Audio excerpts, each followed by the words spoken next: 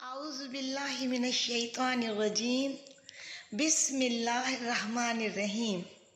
شروع اللہ کے نام سے جو بڑا مہربان اور نہایت رحم کرنے والا ہے۔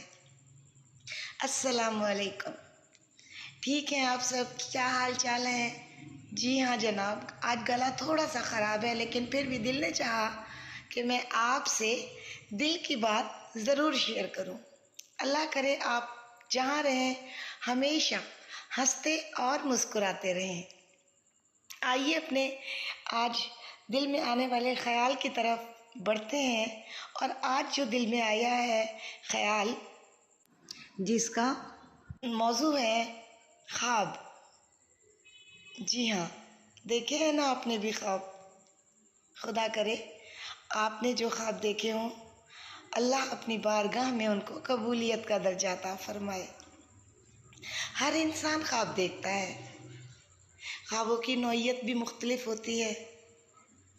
ہر انسان کے دل میں کچھ انکہی سرگوشیاں چھپی ہوئی ہوتی ہیں، کچھ خواب جو نیند سے بھی زیادہ جاگتے ہیں، کچھ خواہشیں جو وقت کے پروں پر اڑنا چاہتی ہیں، کچھ کہانیاں ایسی ہوتی ہیں نا جو دل سے نکل کر چاہتی ہیں کہ بس آسمان کو چھو لیں۔ سوال یہ ہے کہ خواب کیسے ہونے چاہیے؟ خواب وہ جو صرف آنکھوں میں بس کر نہ رہ جائیں، بلکہ ہمیں جگمگا دیں، ہمیں ہماری جد و جہد پر آمادہ رکھیں۔ خواب وہ جو ہمیں اپنے رب کے قریب کر دیں، ہمارے والدین کی دعاؤں کو حقیقت میں ڈھال دیں، اور انسانیت کے لیے باعث سکون بنے۔ یاد رکھیے، خواب ہمیشہ ذاتی نہیں ہوا کرتے۔ دیکھیے نا، کچھ خواب والدین کی آنکھوں میں ہوتے ہیں اور ہم چاہتے ہیں کہ ان خوابوں کو پورا کر دیں۔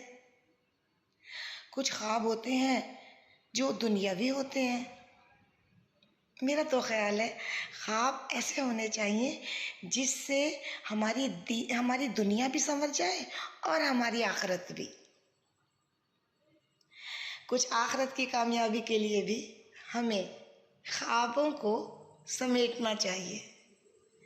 جنت کی آرزو بھی تو ایک خواب ہے، اللہ کی رضا اور رسول پاک صلی اللہ علیہ وآلہ وسلم کی شفاعت بھی ہمارے لیے ایک خواب ہے، اور ہمیں اس خواب کو پورا کرنے کے لیے دنیا میں اللہ اور اللہ کے رسول کی ہدایت کے مطابق زندگی گزارنی چاہیے۔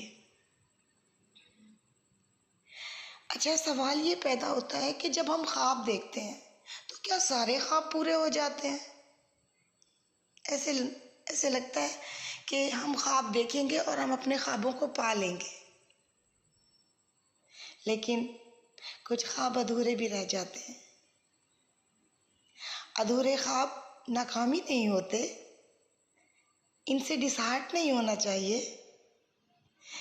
یہ خواب اگر پورے نہیں بھی ہوتے نا، تو اپنے پیچھے جد و جہد کی خوشبو چھوڑ جاتے ہیں، وہ خوشبو جو ہمیں اور دوسروں کو حوصلہ دیتی رہتی ہے، امید جگاتی ہے اور دوسروں کے لیے نئی راہیں کھول دیتی ہے۔